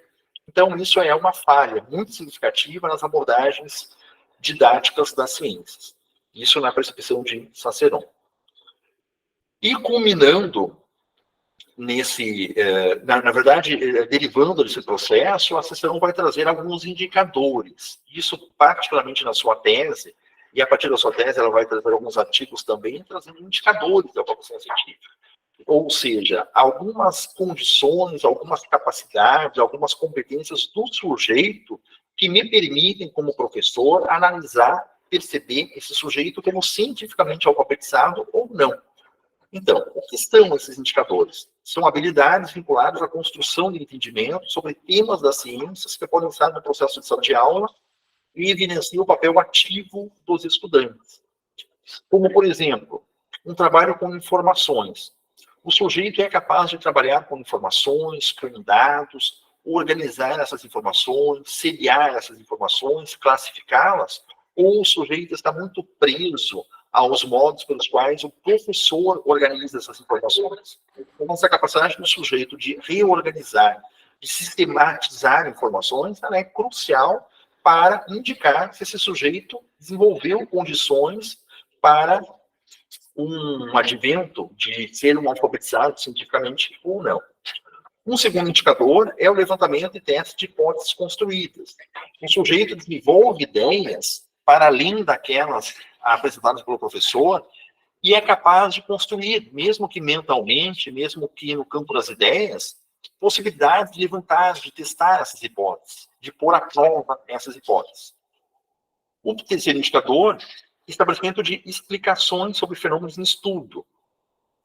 Além daquelas do professor, volto a tocar nessa tecla, o aluno é capaz de fazer transposições, usar de outras explicações, resgatar conhecimentos teóricos que já foram discutidos, eventualmente pelo próprio professor, eventualmente por outros professores, para lançar novos pontos de explicação para determinados fenômenos. Então, ele pode, por exemplo, indicar um bom nível de alfabetização científica quando o professor é capaz, por exemplo, quando o aluno é capaz, por exemplo, de utilizar de uma base, de uma fala do professor. Ah, professor, então nós temos aqui essa abordagem, mas essa abordagem também se relaciona lá no meu dia a dia, quando eu estou percebendo que um sujeito faz isso, ou discute aquilo, porque lá no aspecto teórico daquele assunto foi discutido isso. Ou seja, o aluno está desenvolvendo outros desdobramentos, outras relações, outros entendimentos. É o que nós chamamos de transposições. Além dos exemplos do professor, além da fala do professor, além dos modelos trazidos pelo professor, o aluno consegue encontrar outros campos de explicação. Então, isso pode ser um bom entendimento, não apenas de alfabetização científica, mas como de aprendizagem significativa também. Porque quando o professor desenvolve exemplos, conceitos, desdobramentos, e o aluno faz uso desses mesmos modelos nas suas respostas, você tem muita dificuldade de apontar que esse aluno entendeu um assunto. Porque ele pode ter memorizado esse assunto. Ele pode, por exemplo, ter associado esse assunto a partir da fala do professor. E ele devolve as palavras do professor, os exemplos do professor, as condições de realidade do professor, numa prova, por exemplo, e ele tem uma boa avaliação dessa prova. Mas isso não eleva a um entendimento mais sofisticado sobre o entendimento desse aluno. E o quarto ponto, o raciocínio lógico e o raciocínio proporcional. A ciência trabalha muito com logicidade, com coerência. Nós precisamos abrir possibilidade para que o aluno defenda seus próprios argumentos, mas utilizando de uma linguagem científica, de abordagens científicas, de elementos, de construções, de representações, de equações válidos no arcabouço científico. Então, o aluno faz uso dessa linguagem científica para representar suas ideias, para justificar seus posicionamentos. Então, são questões importantes para ser verificadas também. E são questões importantes, gente. Eventualmente, você pode, por exemplo, como professor, solicitar, principalmente no ensino fundamental, que o aluno ainda está mais, digamos, o aluno está mais desejoso desse tipo de estratégia, o aluno faça uma produção textual, por exemplo. A partir de uma determinada de uma abordagem, ao invés de uma prova, o aluno consuma uma produção textual. Eu quero que vocês elaborem uma produção textual, com livre consulta, relacionando conceitos com aspectos do dia a dia, problematize através de determinadas estratégias. Beleza, o aluno vai elaborar a sua produção textual, de preferência em sala de aula. onde em sala de aula ele vai estar direcionando a sua atenção para esse tipo de processo. Vai perguntar para o professor, vai perguntar para o colega e elabora o seu texto. A partir disso, você pode buscar avaliar esse texto tendo em vista os indicadores da Cicerone. O aluno, nesse texto, traz elementos voltados à organização de informações, o aluno constrói e testa hipóteses, o aluno desenvolve um raciocínio lógico nesse texto. Então, são questões assim que qualitativamente te permitem avaliar com qualidade uma produção textual do aluno. Muito bem, e por fim, a tese de Fourré, que talvez seja a tese pioneira com relação às abordagens de alfabetização científica. Fourré, desses autores que eu trouxe a vocês, é o único autor que não é brasileiro, e talvez seja, digamos, a raiz, a gênese das apropriações aqui no Brasil do conceito de alfabetização científica, que, conforme eu já mencionei na aula passada, não é um conceito de origem brasileira, tá? É um conceito de origem europeia, de origem norte-americana. Fourré, então, ele já é falecido, Gerard Fourré, é um pesquisador belga, certo? Que tem alguns autores, que tem algumas parcerias, se aproximou de alguns autores aqui no Brasil e traz uma percepção bastante sofisticada de alfabetização científica, bastante aprofundada e bastante complexa também em alguns campos. É muito difícil, às vezes, você perceber, você produzir uma tese a partir da leitura de Fourré. Tanto é que você vai perceber que Cicerone cita Fourré de um determinado modo, Euler faz a mesma coisa, mas de um modo um pouco distinto. Pois muito bem. Nós temos aqui esse periódico, esse artigo publicado lá na Investigações no Ensino de Ciências, em 2003, intitulado Crise no Ensino de Ciências, como um artigo bem interessante para que você consiga capturar algumas informações, algumas inquietações de Fourré com relação ao assunto, com relação ao modo pelo qual a ciência chega no ensino formal. Aqui no Brasil e em outros países também não é diferente. Além desse artigo, melhor dizendo, eu vou recomendar para vocês ao final dessa apresentação um livro de Fourré, que é talvez o livro pioneiro, que é talvez o livro de referência principal quando você trata da alfabetização científica. Inclusive, desse livro, outros autores, como Chasseau, Euler e Cicerone, vão utilizar para estruturar a sua própria tese. Muito bem, então aqui a abordagem de Fourré com relação à alfabetização científica, Fourré traz aqui uma preocupação bastante direta com relação a uma crise ao ensino de ciências, refletindo no papel da escola, em formar cidadãos ou formar especialistas. Então, esse é o ponto central da problemática abordada por Fourré. Fourré defende que, melhor dizendo, Fourré, ele trata de uma escola muito voltada aqui nas regiões do Ocidente, no Brasil principalmente, uma escola formatada para formar especialistas. Então, nós temos uma abordagem em química lá no ensino médio, na física no ensino médio, na biologia no ensino médio, como se todas as pessoas fossem buscar uma carreira científica. Isso teria validade caso o sujeito optasse por um currículo voltado para um determinado percurso formativo, por exemplo. Certo? Eu nem vou fazer uma defesa ou crítica à nova BNCC, ao formato atual. Enfim, mas vamos pegar aqui o contexto das ciências a nível da temporalidade de Fourré.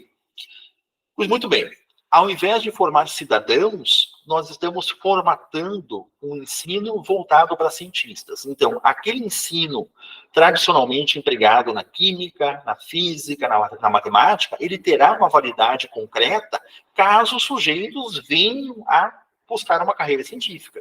E muito pouca contribuição àqueles sujeitos que têm outras percepções, que têm outros entendimentos, que têm outros interesses no campo das humanas, por exemplo. Então, esse é o primeiro ponto de se pensar. Se o meu ensino está voltado exclusivamente, ou está direcionando-se de maneira muito contundente à formação específica, nós precisamos repensar esse modelo de ensino. Nessa questão, a alfabetização científica, ela precisa expressar-se em algumas finalidades. E essas finalidades têm que estar claras para o professor. Quais são os pressupostos? Quais são os impactos que eu pretendo que esse ensino de ciências tenha lá no dia a dia dos sujeitos? Então, nós temos aqui perspectivas humanistas. A ciência ela deve dar conta a capacidade do sujeito de situar-se como em um universo técnico-científico e utilizar as ciências para decodificar o mundo, já numa perspectiva que depois viria a ser traduzida na tese de Chasson. Então, a ciência também ela precisa levar os sujeitos a compreender os seus fundamentos para essa posição no mundo. Mas também eu preciso de uma perspectiva social, com uma diminuição de desigualdades produzidas pela falta de compreensão das técnico-ciências, ampliando possibilidades de engajamento nos debates atuais, redução de desigualdade. Quanto mais impacto social, quanto mais relações concretas com a sociedade tiver abordagem científica, melhor haverão elementos para favorecer os sujeitos a posicionar-se cientificamente. E também dimensões econômicas e políticas, com participação no mundo, industrializar e reforço no potencial tecnológico, trazendo ou promovendo vocações científicas e tecnológicas no ambiente de trabalho, no ambiente formal das ciências. Um conceito importante na questão trazida por Fourier, que muitas vezes nós percebemos como inexistente, eu já te passo a palavra, Rosana, é a questão do conceito de vulgarização científica. Ou seja, vulgarização científica é um conceito trazido a partir de Fourier, numa perspectiva muito interessante de traduções de representações, que eu já vou esclarecer. Antes disso, nós precisamos entender o que é o conceito de vulgarização. Nós estamos falando de alfabetização científica, mas na tese de Fourier, nós temos uma relação muito concreta com vulgarização científica. Num primeiro momento, nós precisamos desmistificar o termo, o conceito de vulgarização, ou o verbo vulgarizar. Nós, muitas vezes, a nível de senso comum, a nível cotidiano, nós julgamos como vulgar uma apresentação sem domínios de embasamento científico, sem domínios de uma primazia científica mais refinada. No entanto, nós vamos encontrar o termo vulgarização como um fenômeno caracterizado pela alteração de um termo científico para um vocabulário comum. Então, vulgarizar não é você, a nível científico, você popularizar à medida que você irá perder a sua propriedade, perder a sua essência, ou depreciar um argumento. Não. Vulgarização científica é você sair de uma linguagem apenas de um domínio técnico, de um domínio matemático, de um domínio preso a especialistas, e chegar em um domínio cotidiano, chegar em um domínio de linguagem mais aberta, de entendimento mais favorecido, vamos pensar assim. Certo? Então, esse é o conceito de vulgarização científica trazido aqui por Fourier. Ou seja, quando você traduz uma representação, você sai de uma representação presa ao domínio da matemática, ao domínio do aspecto técnico, e você chega numa representação voltada à ciência e aos seus impactos sociais a nível de cotidiano das pessoas. Um exemplo claro disso são alguns periódicos, algumas revistas aqui no Brasil, como, por exemplo, a Super Interessante. Eu poderia mencionar outros periódicos aqui, mas vamos mencionar a Super Interessante como uma revista que tradicionalmente se intitula como uma revista de vulgarização científica. O que significa isso? Significa que você vai abrir uma matéria na Super Interessante e você não vai encontrar uma equação matemática, você não irá encontrar uma equação que esteja restrita a um entendimento de um químico, ou a um entendimento de um matemático, ou a um entendimento de um físico, por exemplo.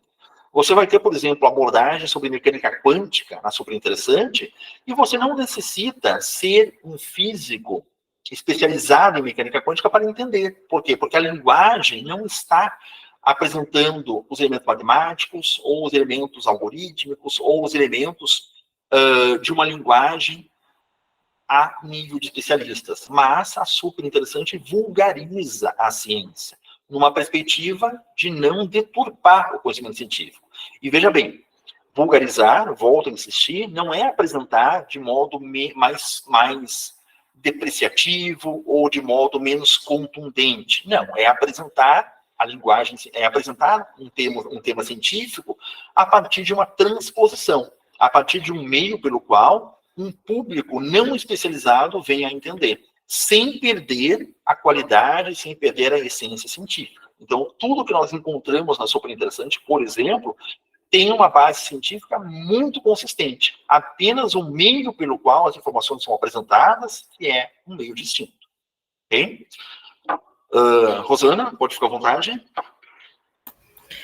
Eu fiquei um pouco confusa sobre a ideia que Fourier defende agora, se é a questão de especialista, de uma educação específica para especialistas, ou se é essa relação de educação para o cidadão também. Uhum. Eu fiquei na dúvida ali agora, quando o senhor estava trazendo as questões, as ideias ali, eu fiquei na dúvida se o Fourier defende as duas ou qual especificamente ele defende. Tá ótimo, tá ótimo.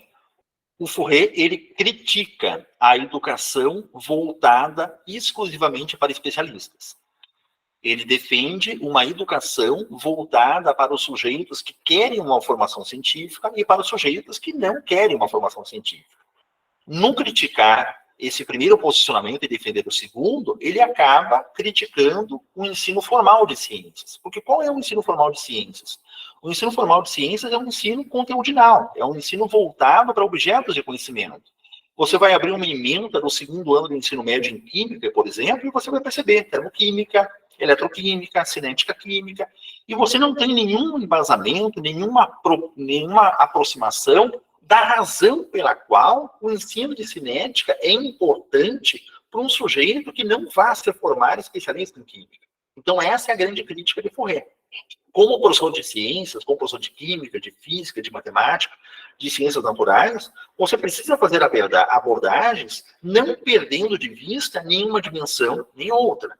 Eu não estou rasgando nossos conteúdos porque eles são importantes, mas eles são importantes desde que eu entenda a sua importância não apenas para o sujeito especializado na ciência, mas também para que essa importância tenha uma evidência concreta ao dia a dia do sujeito.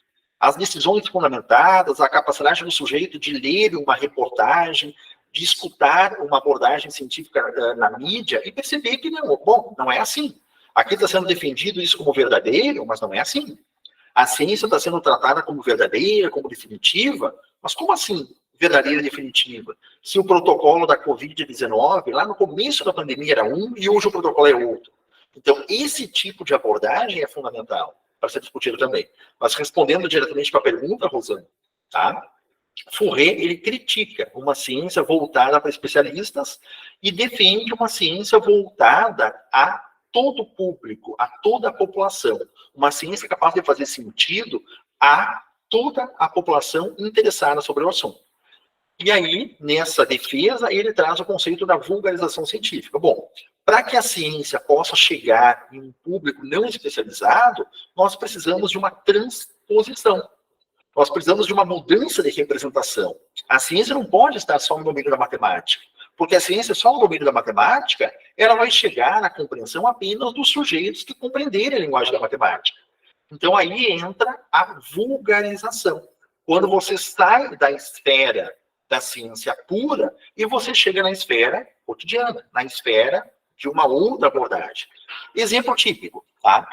Você pega uma revista, você pega um periódico como a Química Nova. Perfeito. Química Nova é um periódico que publica excelentes matérias sobre química. Mas Química Nova é um periódico voltado a especialistas. Por quê? Porque na Química Nova você tem matérias onde as representações químicas estarão em formas de equações, estarão em formas de leis matemáticas, estarão representando, usando uma linguagem química. Entretanto, a Super Interessante, ela pode fazer o uso da mesma matéria da Química Nova, mas fazendo uma transposição, ou seja, vulgarizando o conhecimento científico, apresentando a abordagem científica de uma maneira vulgar, ou seja, vamos de novo tomar isso como não ao pé da letra. certo? Uma abordagem vulgar não é aquela abordagem lá do nosso cotidiano que a gente acha que é tudo ruim. Vulgar é uma coisa ruim, uma coisa depreciativa. Não, no conceito científico, vulgarizar a ciência é mudar uma representação de uma abordagem matematizada para uma abordagem socialmente construída. Tá? E aqui eu estou mostrando nesse slide 4 exemplos, na verdade 5 exemplos de capas super interessante que foram lançadas nos anos anteriores, aí na época da pandemia ainda, tratando da abordagem sobre a Covid. Ou seja, todas essas capas aqui da revista, elas fazem abordagem sobre a Covid-19, certo? Algumas mais voltadas para as questões virais, outras mais voltadas para a questão da vacina, outras voltadas para uma possível sequência do vírus. Todas essas capas apresentam o assunto sem trazer uma linguagem matemática, sem trazer equações. Por quê? Porque a ideia é vulgarizar a ciência. Certo? Então, esse é a perspectiva, o principal, digamos, o principal impacto, a principal contribuição da abordagem de Fourier com relação à formação científica. Se eu pretendo desenvolver uma ciência abrangente ao público leigo, eu preciso que essa ciência não esteja presa aos domínios específicos de uma certa linguagem, de uma determinada linguagem. Nesse sentido, nós temos o conceito da tradução em Fourier como do contexto científico à experiência do cotidiano. Ou seja, do contexto científico, eu preciso encontrar uma linguagem, encontrar um meio para chegar na experiência do cotidiano. Isso vale muito para as aulas que eu faço. Se eu estou voltado aos meus conteúdos, aos meus objetos de conhecimento, possivelmente eu estou preso a um contexto científico. Se eu estou desenvolvendo um cálculo de termoquímica e eu não consigo fazer uma associação com os meus combustíveis, com o preço da gasolina, com o diesel ou com o rendimento de um combustível, eu estou ali muito restrito ao contexto científico. Mas o contexto científico, ele não chega nas esferas sociais, porque eu preciso da experiência do cotidiano. E aqui tem uma pergunta de Fourier. Uma pergunta e uma resposta. Há necessidade de compreensão plena de algo para utilizá-lo? Eu preciso dominar todo conhecimento, eu preciso dominar todos os aspectos sofisticados de energia para fazer uma associação de energia ao meu cotidiano? A resposta de Fourier é não, enfaticamente não. Ou seja, mesmo sem ser um especialista em energia, mesmo sem ser um especialista em energias renováveis, eu posso encontrar bons princípios, fundamentos científicos para fazer uso do termo, do conceito, da ideia de energia no meu cotidiano. E eu devo fazer isso. Então, esse é um ponto importante a se pensar. Os meus sujeitos, os meus alunos, eles não dominarão energia. Isso não significa que a energia não é um assunto plenamente passível de uma tradução, passível de uma vulgarização. E eu preciso me exercitar a fazer isso. E aqui um exemplo interessante é o aquecimento global, por exemplo. Ou seja, o aquecimento global está previsto na BNCC, permeia várias seleções do ensino fundamental ao ensino médio. Nós temos vários conteúdos que, de algum modo, permeiam o aquecimento global, e eu tenho várias representações possíveis do aquecimento global, sobre o aquecimento global. Eu faria uma representação do aquecimento global apenas técnico-descritiva, que é normalmente o que é feito lá no ensino fundamental. Usamos argumentos técnicos, argumentos descritivos, é uma possibilidade, mas uma possibilidade que possivelmente não repercutirá em um entendimento mais sofisticado. Eu tenho a possibilidade de fazer uma representação química sobre o aquecimento global. Ou seja, eu reduzo todo o aquecimento global à equação química de liberação de energia, de ATPs, de entalpia. É uma representação importante, mas não o suficiente. Mas eu tenho também a abordagem matemática, eu posso fazer uma leitura matemática do aquecimento global, tanto se produz de gás carbônico hoje, o aquecimento do planeta é esse. No começo da Revolução Industrial, nós tínhamos tanto de liberação de gás carbônico, o aquecimento do planeta era aquele, ou uma representação audiovisual sobre o aquecimento global, até chegar em uma representação cotidiana sobre o aquecimento global. Ou seja, eu peguei aqui para ilustrar um assunto, E desse assunto nós podemos encontrar, no mínimo, 5 modos de representá-lo, 5 modos de trabalhá-lo, 5 modos de tratá-lo. Onde você vai perceber que quando você é professor de matemática, você acaba restringindo aquele aquecimento global à ordem matemática. E você não aprofunda a partir da ordem matemática. Quando você é professor de química, ou está dando aula de química, você acaba desenvolvendo o aquecimento global sob uma equação. A equação que reage com O2, forma gás carbônico, libera tanto de energia, a energia pode ser relacionada por grama, e cada combustível libera tanto de calor, cada combustível libera tanto de energia sob a forma de calor, e por aí vai. Pois muito bem.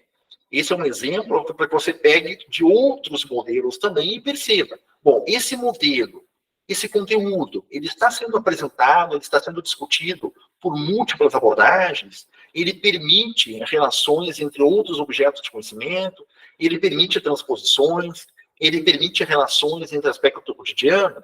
Sim, não, no que eu posso melhorar, no que eu posso construir a partir desse sujeito. Ele permite que o sujeito desenvolva argumentações, lá buscando de novo a tese de Cicero, para refinar o seu entendimento e apresentar as suas ideias? Não, sim, em que condições, em que grau, e por aí vai. Então, nós precisamos em Fourier uma representação equivalente a uma linguagem para transposição. Ou seja, o sujeito sair de uma linguagem para outras linguagens. Isso é fundamental para uma ciência não presa aos domínios dos especialistas. Nesse sentido, a apresentação de mundo permite tomar posicionamentos e agir com fundamentação, uma espécie de transmissão de um poder, a partir de conhecimento, de oferecimento de conhecimentos suficientemente práticos. Então, vejam bem aqui, nessa citação direta de Fourier. Fourier vai apresentar lá que, para ser um indivíduo autônomo e um cidadão participativo em uma sociedade altamente tecnicizada, deve-se ser científica e tecnologicamente alfabetizado. Sem certas representações que permitem aprender o que está em jogo no discurso dos especialistas, as pessoas arriscam-se a se verem tão indefesas quanto os analfabetos em uma sociedade onde reina a escrita. Fazendo uma analogia, então, no começo da linguagem, no começo da escrita, no começo da alfabetização em massa, você poderia entender que um sujeito analfabeto era um sujeito completamente alheio, completamente aquém do poder de tomar decisões, do poder de participar da construção de decisões. Nós estamos percebendo hoje que uma sociedade formada por cidadãos que desconhecem ciência, tecnologia, ambiente, sociedade e as suas relações, é um sujeito além, é um sujeito aquém, melhor dizendo, da capacidade de tomar decisões fundamentadas que implicam na sua própria realidade social. Aqui, gente, eu não vou detalhar essa questão, mas eu vou deixar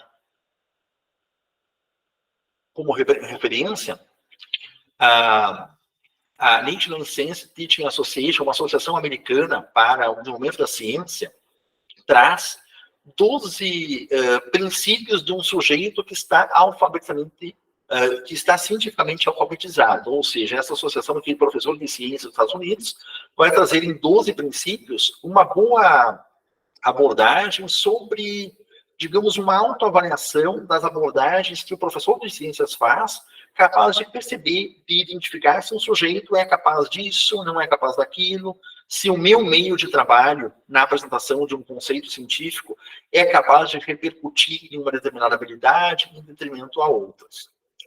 Certo? E, por fim, a obra de Fourier, que eu mencionei lá no começo da abordagem, é essa aqui, A Construção das Ciências.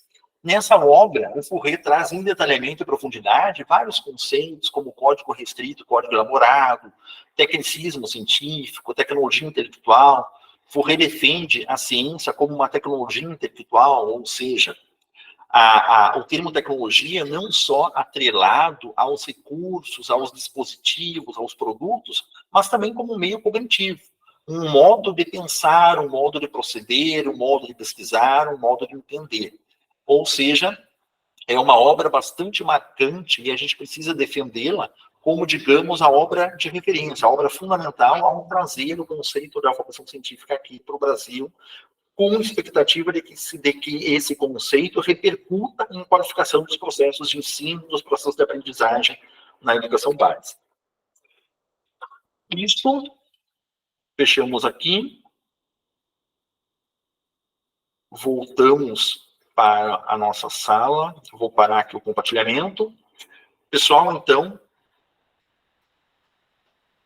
tanto os slides como a apresentação, a gravação, tudo ficará lá no Moodle para consultas agora, para que vocês baixem os materiais, utilizem os materiais mais à frente. Então, voltando a resgatar os assuntos lá discutidos no começo, nós temos aqui uma boa base teórica para, num primeiro momento, despertar campos de interesse. Olha, de tudo que foi discutido, eu tenho um interesse mais direcionado lá para os indicadores. Acho muito interessante isso. Eu vou desenvolver uma aula, um plano de ensino, uma avaliação, tendo em vista buscar esses indicadores da alfabetização científica. Muito interessante.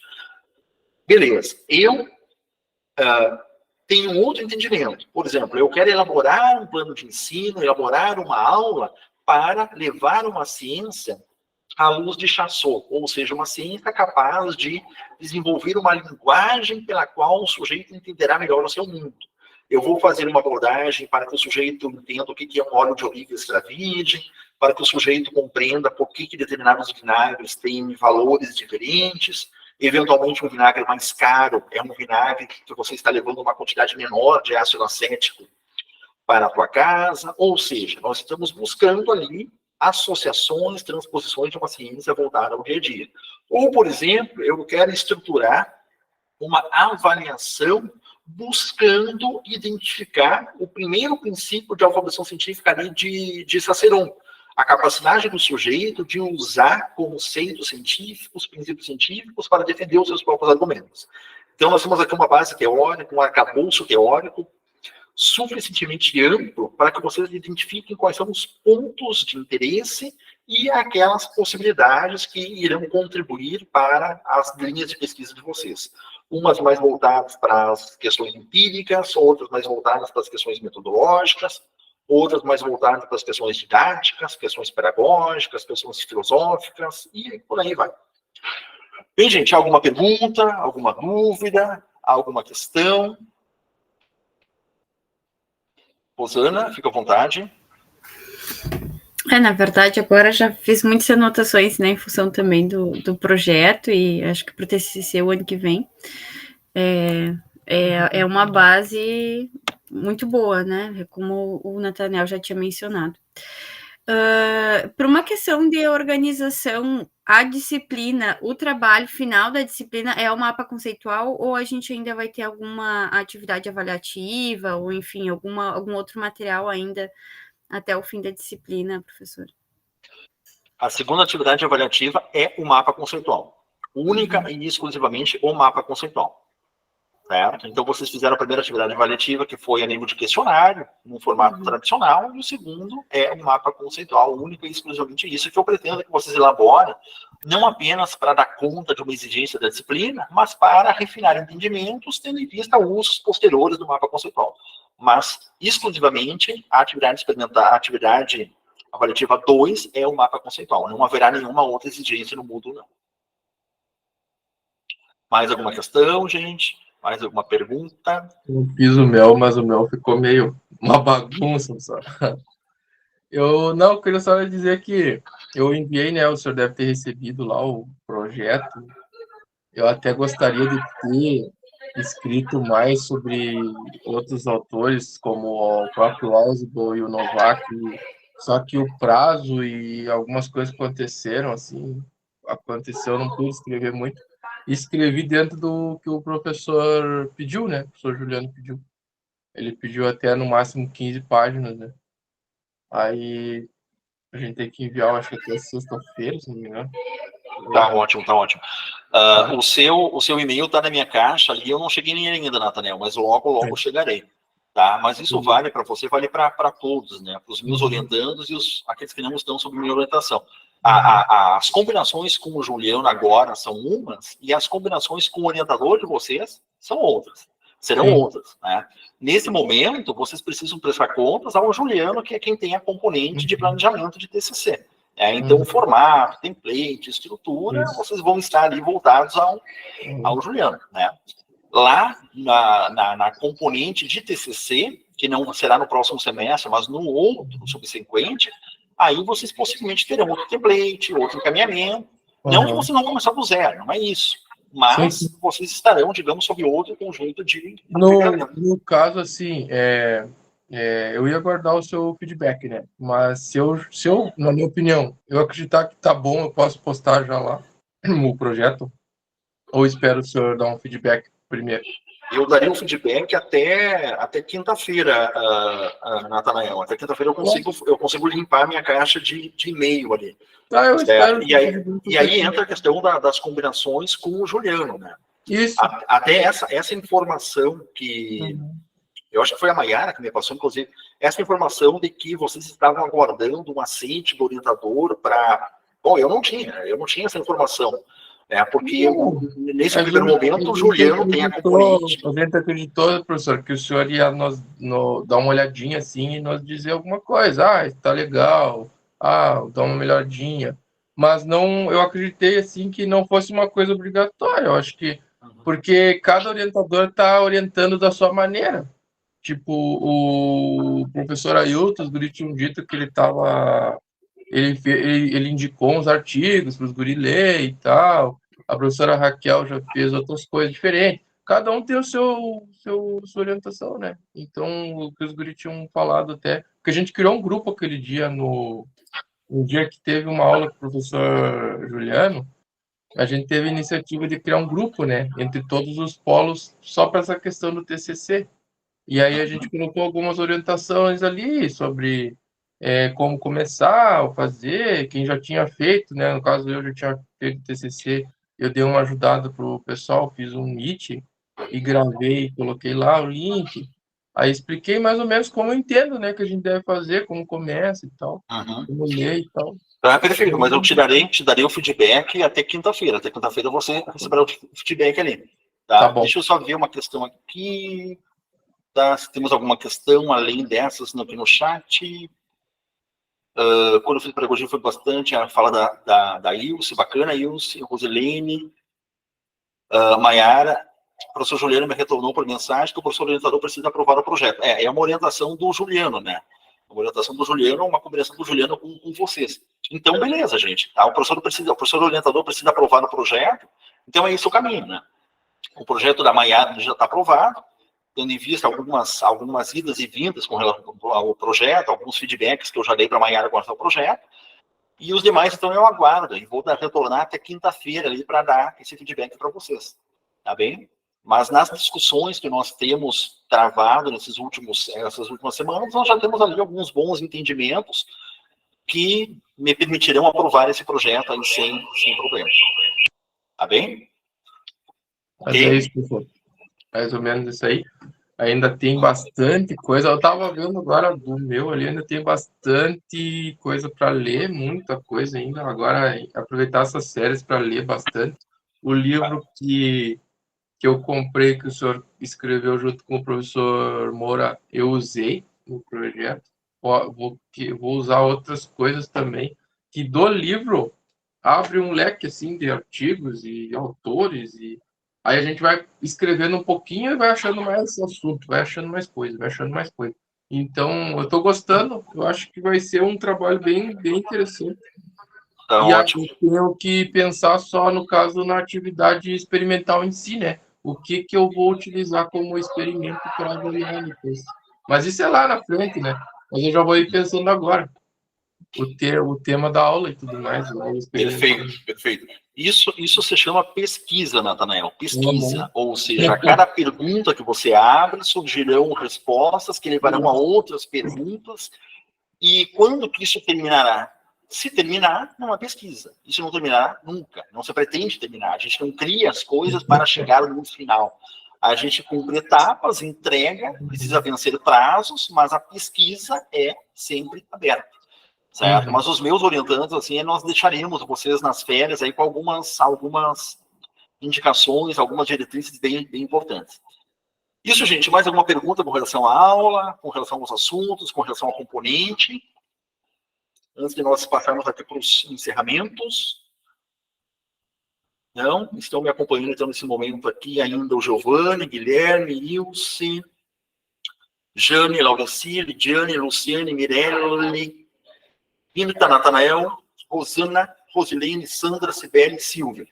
Temos alguns alunos especiais, ou seja, alguns alunos de outros cursos, eventualmente de outros campos também, tendo em vista que essa componente eu abri para que possa ser aproveitado em outros currículos, além do curso de Ciência da Natureza. Então, estamos encerrando a componente aqui para essas pessoas que estão aqui eventualmente fazendo apenas essa componente, e mantenho-me à disposição a qualquer dúvida, qualquer esclarecimento, qualquer desdobramento que possa ser dado ao longo do tempo daqui para frente, tendo em vista discussões que tenham perturbado vocês, que tenham impactado, que tenham surgido como um horizonte assim, de possibilidades a serem desenvolvidas, a serem enfrentadas.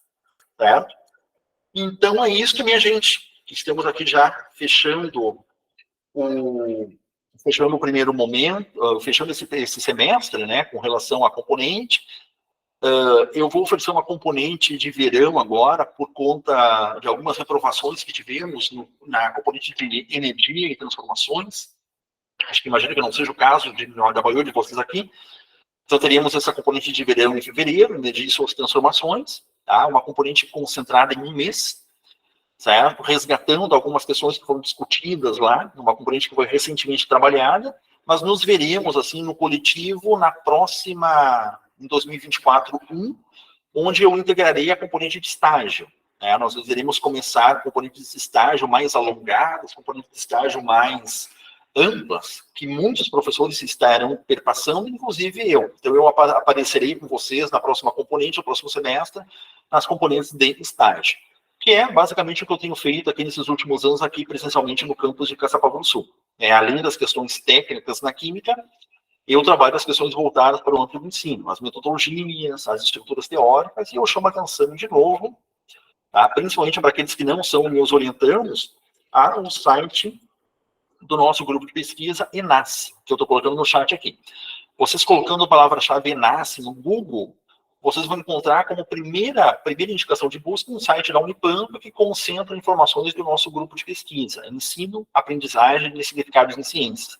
Aí vocês encontrarão vários elementos, várias linhas teóricas, várias linhas de pesquisa, que recentemente estão sendo trabalhadas, estão sendo discutidas por nós, pelo nosso grupo de pesquisa recentemente. Certo, minha gente? Então, deixe-me colocar que foi um prazer, tá? Trabalhar com vocês essa componente, foi um prazer retomar alguns argumentos da obra científica, pensar algumas questões que possam ser levadas a outras interfaces, a outras articulações possíveis daqui para frente. Sempre um prazer revê-los, certo? No âmbito das componentes, presencialmente também nos encontros, e vamos fazer com que isso aconteça de maneira mais frequente já lá em 2024, tá? Grande abraço para todos. Ótimo final de ano, boas apropriações daqui para frente. Tente descansar um pouquinho aí nas férias, não muito, para não perder o ritmo, mas um pouquinho sim, bem pouquinho, tá? Depois retorna aí com todo o gás lá em 2024, ok? Grande abraço para todos e até a próxima. Obrigado, professor. Até mais. Tchau, boa noite, professor, colegas. Boa noite a todos, boa noite, professor.